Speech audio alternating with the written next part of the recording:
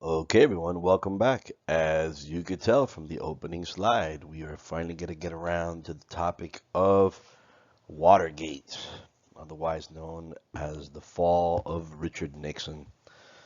The only president, well, we've had a number of impeachments, right? We've had Andrew Johnson was impeached. Um, Richard Nixon would be the second president to be impeached, followed by Bill Clinton and Donald Trump. At that point, we just made a habit out of it. Um, Nobody's been removed from office, but of those four that have been impeached and somehow, survived the process, only Richard Nixon um, actually resigned. So, you know, how is it that Richard Nixon, after reaching such heights in American politics, is brought down in such spectacular fashion? Well, we're going to start looking at that. By the way, this PowerPoint goes great with if you happen to see the film All the President's Men. It was Dustin Hoffman, Robert Redford. It's an early 70s film. I believe it was released shortly after all of this. In fact, it doesn't even cover the whole story. That's how far it gets. It gets as far as we're going to get today. Well, maybe a little bit less. So, again, let's set up the context. It's the late 60s.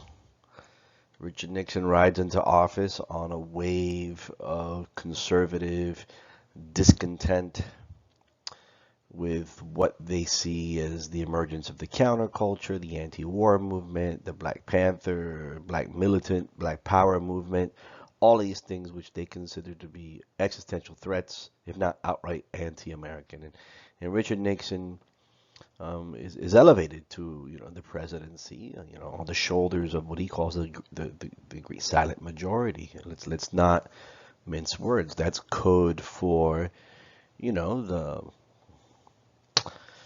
uh, high school educated, maybe less, middle class, blue collar, white, usually male voter from small town America, maybe rural America, tends to hold very conservative ideas, both socially and economically. Not a big fan of government spending, very much buys into the myth that, you know, tax dollars shouldn't help losers and that those on top deserve what they have, et cetera, et cetera. That's, well, let's not play around here. Nixon was a conservative, and he very much, in the Barry Goldwater vein. Would Richard Nixon have gotten to where he got without Barry Goldwater? Well, we talked about that last episode. Anyways, so it's pretty turbulent. In the late 60s are pretty turbulent, and the early 70s are pretty turbulent, and there has been a how can I say it, a falling out. Particularly many in the left, many become themselves liberal, find themselves in almost in a state of engagement, of conflict with the establishment.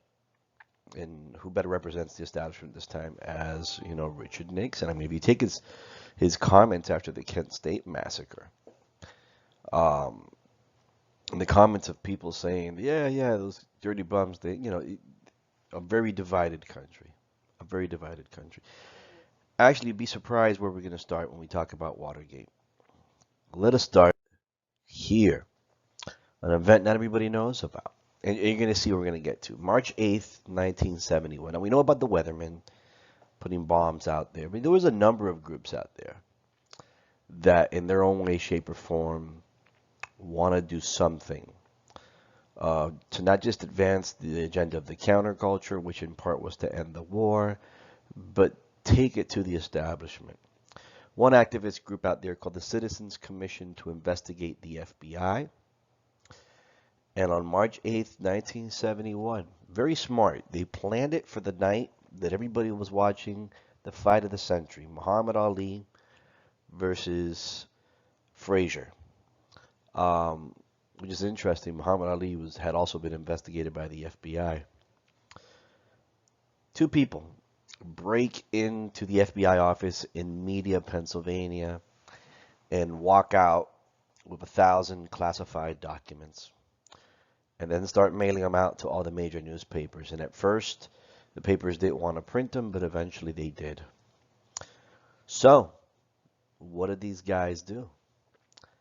They uncovered the FBI's notorious, infamous COINTELPRO program, counterintelligence program, that since the 1955 had been illegally wiretapping, surveilling, using informants, basically violating the Fourth Amendment right to privacy illegally of people whose many cases only crime they committed was to hold alternative points of view and politically be on the opposite side of people like Nixon and Reagan and J. Edgar Hoover, etc., etc. It's interesting that 40% of the documents they found were all political surveillance. That means people that were surveilled by the FBI for no other reason that their political activities, civil rights organizations, anti-war organizations, etc., etc. So, wow. So this is scary. Okay, the establishment doesn't like this at all. You know, that somebody broke into the FBI's office and uncovered proof of illegal activities, illegal surveillance of American citizens with no crime having been committed. And if 40% of those documents were politically motivated, this is eventually going to bring the end to the COINTELPRO, which at the time shocks people very much. Ever since Edwin Snowden told us that we have the PRISM program that's been ongoing for many years, which is much worse, much more pervasive. Nobody cares anymore. Okay? The FBI, the NSA was watching Americans, was surveilling Americans. Now, this is going to make more sense a little bit later. A couple of months later, another similar situation. You remember Robert McNamara? Robert McNamara was JFK's and later Lyndon B. Johnson's Secretary of Defense. Robert McNamara had commissioned an almost encyclopedic study of, I guess, posterity state of the Vietnam War, but it was be conducted in a very classified fashion. So the day the war ended, we had an incredibly detailed and thorough study of the Vietnam War. One of the guys that was hired as part of this team was Daniel Ellsberg, a former Department of Defense analyst that worked with the Rand Corporation. He himself had been developing anti-war feelings and was always handling classified information, classified paperwork going through his hands. And we have this generation's here, Chelsea Manning's, okay, that is very similar to Daniel Ellsberg in their motivation, in the position that they found themselves in, except that Chelsea Manning was a member of the military and Daniel Ellsberg was a civilian that was contracted by the military. And after some time, even with congressmen, discussing the possibility of disclosing everything that they've been working on the floor of the Congress, because people have to know. And I guess nobody wanted to listen, nobody wanted to take the risk, so he goes ahead and he does something. He basically starts sending out, first he sends it to the New York Times and eventually to the Washington Post. He anonymously starts sending out pages and pages and pages of classified material. Vast majority of it having to do with the Vietnam War. Now, so what? A lot of secrets. Or he does it because he feels that the public had been lied to. Lyndon B. Johnson had been lying to the public. Because all these things come about with the Pentagon Papers. Lyndon B. Johnson had been lying to the public about not just the conduct of the war, but the progress of the war. He was not only lying to the public, he was lying to Congress as well. That relationship should not be one that has lies. When these papers were finally released, highly controversial, even though the media didn't want to run it at first. And this is the relationship with the FBI break-in papers. At first, the media didn't want to. I mean, the Nixon eventually tries to take these people to court and loses. That's New York Times versus the United States. The New York Times, they revealed that the government secretly expanded its war into Laos. Nobody knew about that before. Was running raids along the coast of North Vietnam since the early 60s. Okay. And that Lyndon B. Johnson was not telling the American public, much as Congress, about the conduct of the war. In fact, probably one of the most damning pieces of evidence that came out of the Pentagon Papers goes all the way to the very, very beginning of Lyndon B. Johnson's presidency. When in the last days of Kennedy's presidency, and that's how far back they go. These documents go back to 1945. Kennedy was seriously contemplating with dramatic withdrawal from Vietnam. Okay, let's just say the military-industrial complex didn't want that. And I'm not going to go into conspiracy theories, but it's pretty interesting. Like, I don't know if it's a day or days after JFK is assassinated, you got Lyndon B. Johnson giving a green light to escalating military presence in Vietnam, and that perhaps even manufacturing an incident, Gulf of Tonkin, that would justify that escalation. If that is true, then the Vietnam War, the war that we had with North Vietnam, for the most part, was manufactured. A manufactured incident that would justify the escalation of troops. Now, first you get the FBI break-in, then you got this guy hired by the government to analyze all these documents having to do with Vietnam, and then he smuggles them out to the papers on June 13, 1971, and the New York Times starts running stories on him. Nixon is furious. What the hell is going on here? You know, these things, they're classified for a reason. Okay. And of course, the national security is at stake. These people are damaging national security, and they're putting. This is the same argument they made about Chelsea Manning and the WikiLeaks. Yeah, maybe you uncovered war crimes, but you're giving. Yeah, it's interesting because they're going to try to charge Ellsberg with the Espionage Act back in World War One. You're giving aid and comfort to the enemy without addressing the fact, hey man, but what you're doing is illegal. It's a war crime. But you're more concerned about prosecuting the whistleblower. So, the Time Magazine, the Pentagon Papers, the Secret War. Unlike today, we've had the Panama Papers, we had the Afghanistan Papers recently come out. Nobody bats an eye. It did make waves when the Pentagon Papers came out. Okay? It did make waves because the Vietnam War was so much more visceral and personal to many more Americans at that time than, for example, the war on terror is today. So, let's go into Nixon's inner layer, his inner circle. We know that these two break-ins have Nixon on the defense. Nixon reacts. What's next? Okay, he sees them as honest to goodness, existential, national security threats. Okay, um, let's talk about Nixon's inner circle and what part of the problem was. Nixon, like many bad managers out there, like many bad leaders, have an unfortunate tendency of surrounding themselves with people that are just like them, that think just like them, and bob their heads and wag their tails every time their boss says something. And when there's malfeasance afoot, when somebody is contemplating doing something that is potentially illegal, you can't really count on those type of satellites um, to dissuade, discourage, or steer you clear of possible wrongdoing. Henry Kissinger, Nixon's foreign policy advisor, we've talked about him before, and I think in Nixon's second term, he's promoted to Secretary of State. John Dean, White House counsel, that means President Nixon's #1 personal attorney while he was in the White House at the time.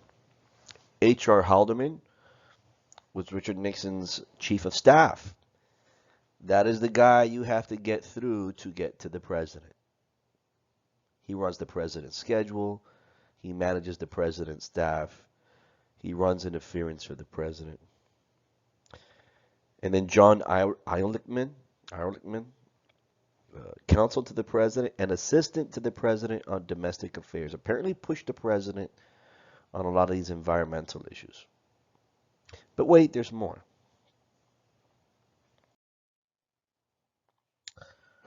So this issue about these break-ins, and they get to talking, and the conversation leads to, we have leaks.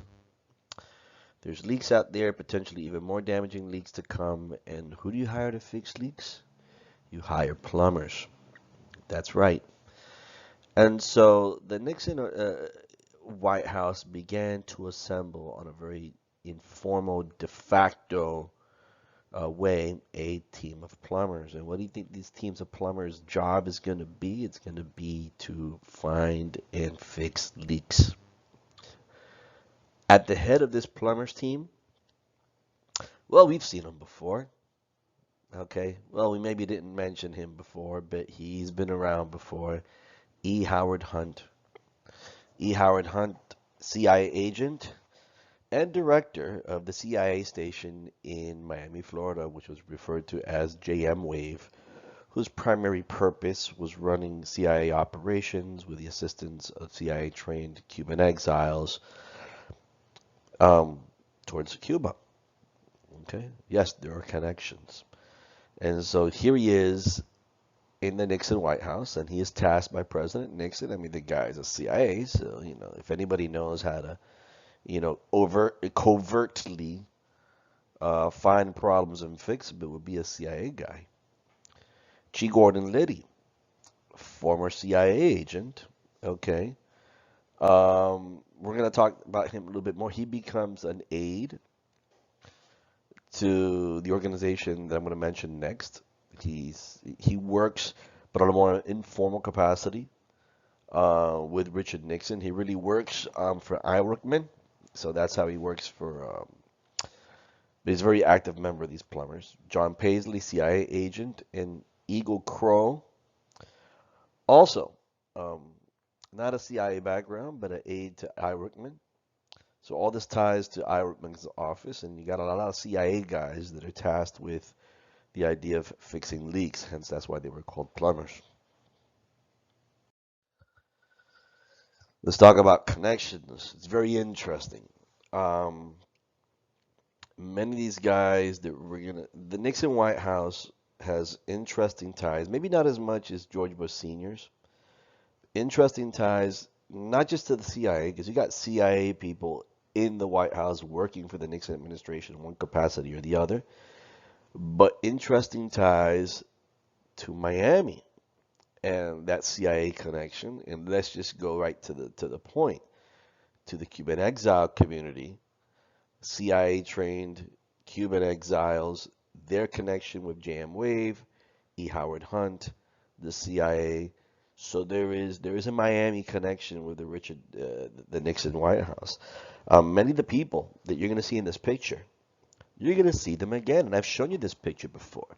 Okay, who was running covert operations against the Castro government during Operation Mongoose in the early 60s. And it's many of these same people, many of them prior to the revolution, had all types of different ties, the children of, the ruling class in Cuba before, they went to the Belens, the private schools, also people mixed up in organized crime. Well, they all somehow, some way ended up working for the CIA with the idea of removing Castro from power. Okay, like Felix Rodriguez, he's still alive. He still shows up on TV. Okay. Army Ranger, CIA trained, the guy that apparently captured Che Guevara, was part of Operation 40. Vigilio Gonzalez, keep your eye on him. He shows up later on as well. There are rumors that he was a double for Lee Harvey Oswald because of the appearance Um, Barry Seal, David Sanchez Morales, apparently an assassin. Frank Sturgis, keep your eye on him as well.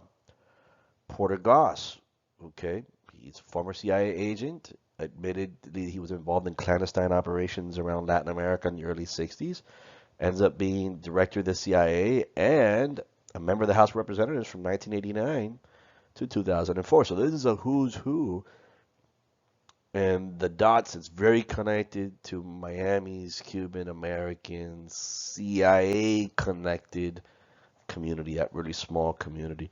Um, the Nixon Cuban exile connection in Miami goes as far as Nixon actually had a house in Key Biscayne, and his best friend, personal confidant, was Bebe Rebozo, who was a well-to-do Cuban American here in Miami. He had been around for many, many years. So there's a connection, the GM Wave station, Nixon's Winter White House, which was in Key Biscayne, which he bought thanks to Bebe Rebozo. Bebe Rebozo's name pops up later on in the White House investigation. Very close. I mean, the Watergate investigation. Apparently paid hush money by Richard Nixon, et cetera, et cetera. His name does pop up later on. So only for us, it's interesting to know that there is an interesting Miami-Cuban connection to the whole Watergate scandal and the Nixon administration as a whole. So what do these plumbers intend to do? The news is out there. It makes the government look bad. Okay. Not Nixon. I mean, Nixon shouldn't worry, or should he? All right. So, well, we'll talk about it later. There's things that exist in the Oval Office that were put into existence because of Lyndon B. Johnson and were never removed. Okay.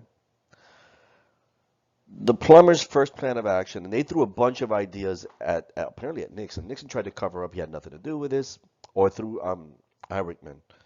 So yes, G. Gordon Liddy is part of this group. Kroll is part of this group. And of all the crazy ideas they threw out, the one they greenlighted is, okay, we know that Ellsberg has a psychiatrist. Go to the psychiatrist's office, try to find his file, and if we can use information to discredit him, that's fine. And they went in there, but they did such a clumsy job. There was apparently a break-in. Apparently, it was more than obvious they were going for Ellsberg's file. They reported to the police, and now it's tainted. Okay? In fact, at this time, the federal government was going to charge Ellsberg with the Espionage Act, and because of this, they couldn't move ahead because his investigation was already, lack of a better word, tainted because of the break-in that happened in the psychiatrist's office and try to get hold of his file. Let's dive deeper into the president's inner circle. These plumbers, these people, die-hard loyalists, I'm willing to do anything to protect President Nixon, also were part of another group, the Committee to Re-elect the President. Okay? And there's a couple of faces there that we've already spoken about. G. Gordon Liddy, who worked for Eichmann, but indirectly was working for Nixon. E. Howard Hunt, the head of this plumbers group. James McCord. We're going to talk about James McCord a little bit later. Okay? So the plumbers existed within CREEP, which is an incredibly convenient and funny acronym.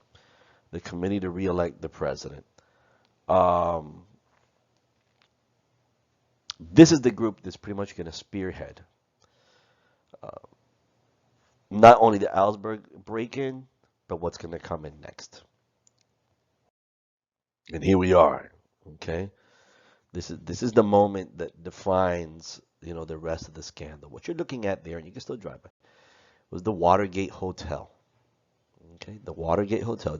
It's nearly the end of Nixon's first 4 years. That means it's re-election time. 1972 elections. Surprise, surprise, and maybe this is why the Democrats attempting to fix the craziness that happened in 68 actually did not stand in the way and let a progressive anti-war candidate get the nomination, George McGovern. Okay? And so it's going to be Richard Nixon against George McGovern in 72. And Richard Nixon is really worried. Okay? The anti-war element is coalescing, is rallying around McGovern.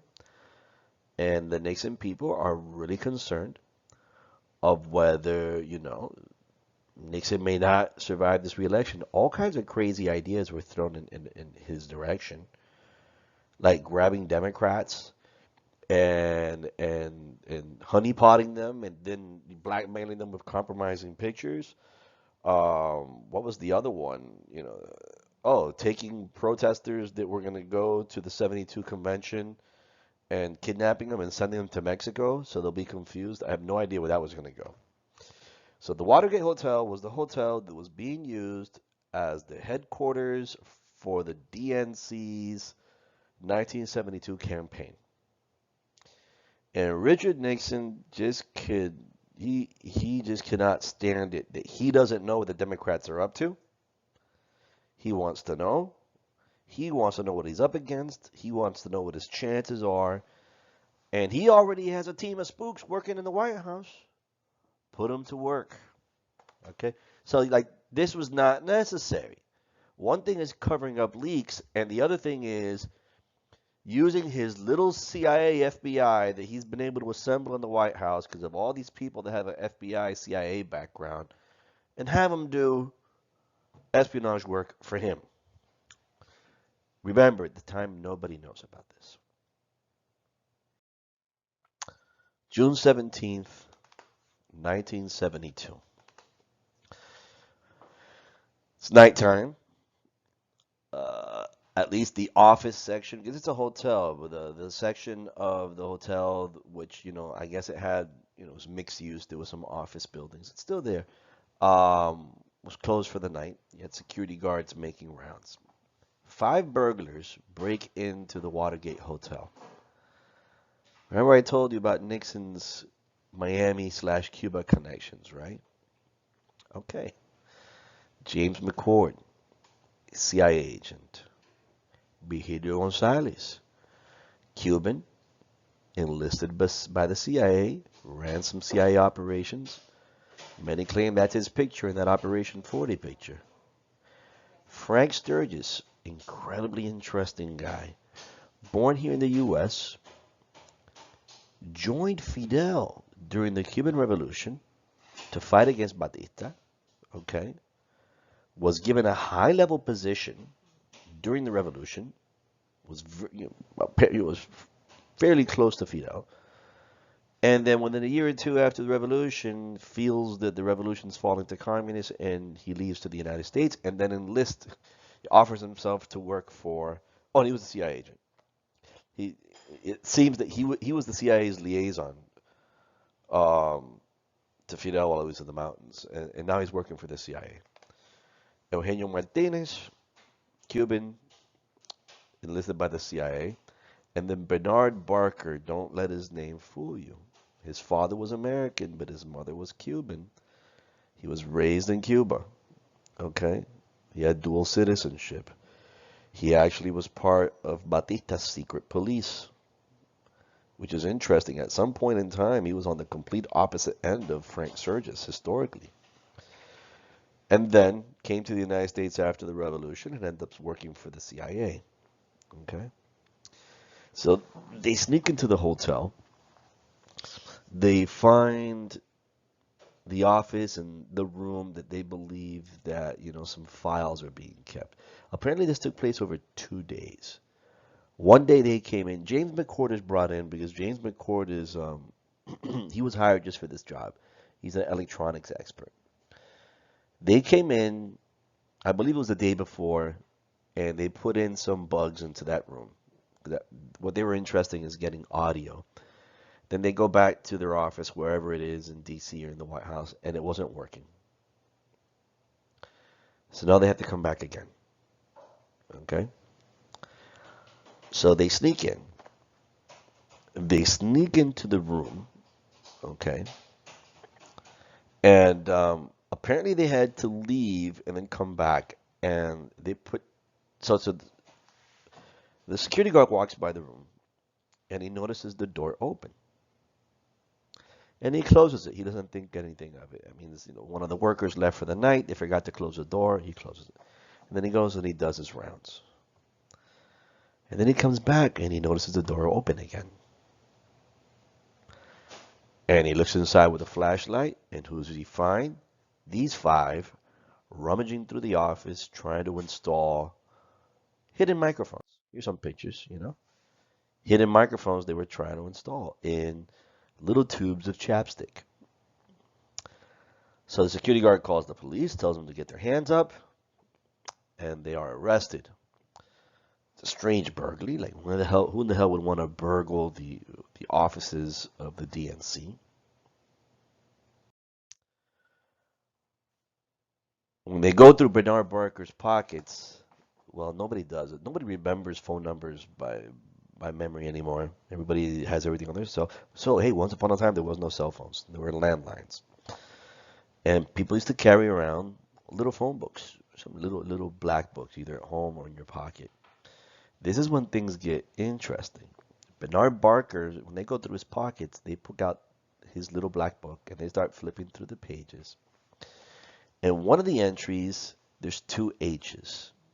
Now, that could be anybody, except for the fact that the number is the White House. And eventually, you're going to connect the dots. Who's HH that works out of the White House? Howard Hunt, the guy that's running the committee to re-elect the president, and the guy that is running the plumbers on behalf of Richard Nixon. Now this rabbit hole just went in an interesting direction.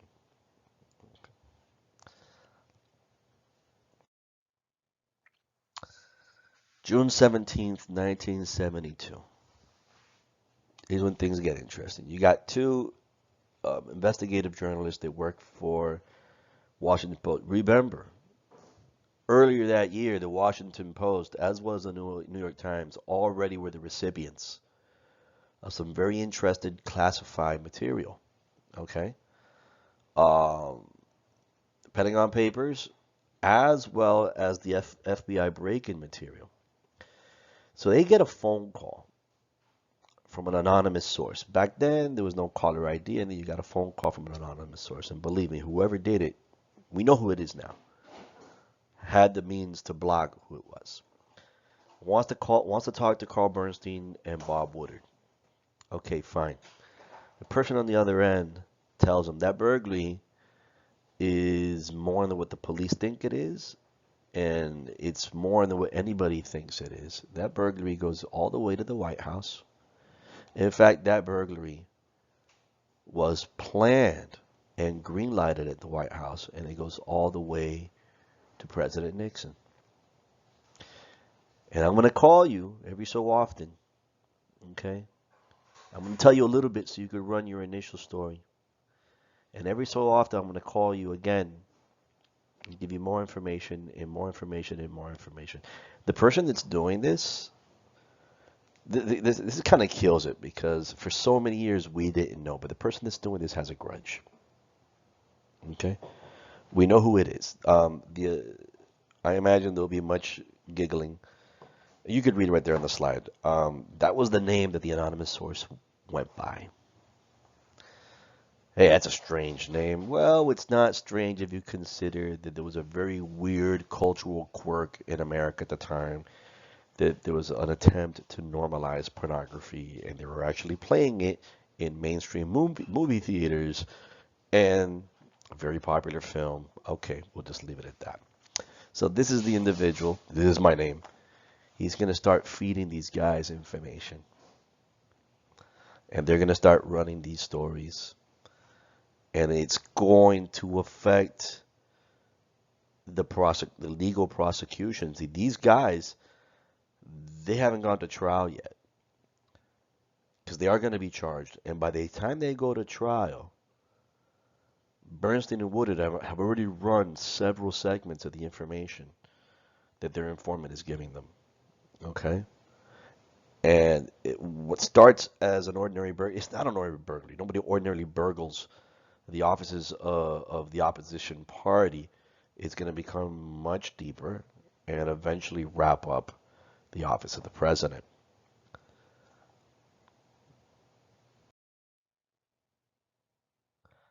Um,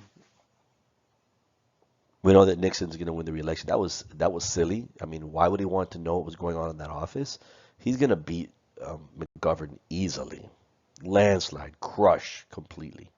Okay, but he was honest to goodness worried about this. So we're going to stop here because that if I told you to go see All the President's Men, this is pretty much where it stops. But the story continues. We're only halfway through. We're only halfway through. We haven't talked about the congressional hearings. We haven't talked about the trial and eventually gets to the Supreme Court. So this is Watergate Part 1. Okay? And give me a day or two and I'll give you the second part. So I hope everybody enjoyed this one. And if you have any questions, by all means, um, write your question in the comment section. I might know the answer, or maybe somebody else will. All right.